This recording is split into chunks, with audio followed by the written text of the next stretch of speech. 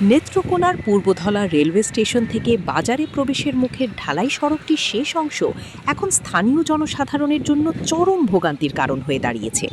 Drainage ব্যবস্থার ত্রুটির কারণে সামান্য বৃষ্টিতেই সড়কের প্রবেশমুখে তৈরি হচ্ছে কৃত্রিম জলাবদ্ধতা। ফলে প্রতিনিয়ত বাড়ছে ছোট বড় খানাখন্দ এবং যে কোনো সময় ঘটতে পারে দুর্ঘটনা।